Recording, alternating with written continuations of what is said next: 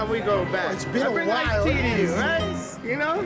And so, from you, as long as you've been fighting, you pretty much have been there from the beginning of MMA in the U.S.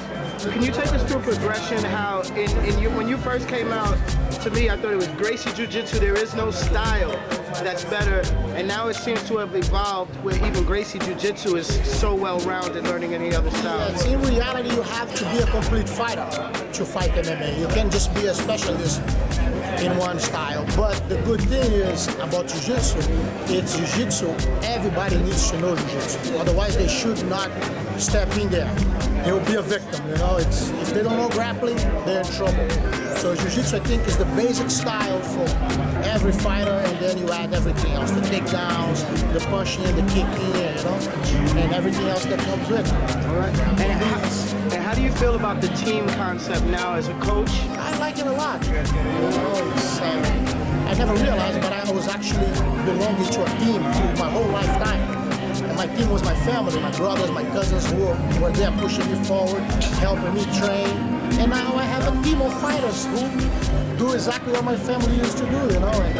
And in reality, I see this bunch of guys becoming a much better fighter than I could ever do because of that. They're young, they have the perfect ground, and they have everything to flourish. I wish when I was growing up, we had an IFL like this, lurking around to pick some fighters, you know. I'll be a much better fighter.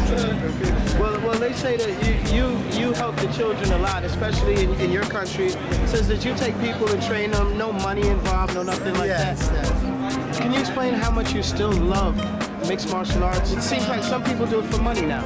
Yeah, in reality, through my whole lifetime, I prepare myself mentally to believe that I would never make money out of this. That all my money would come from a different work.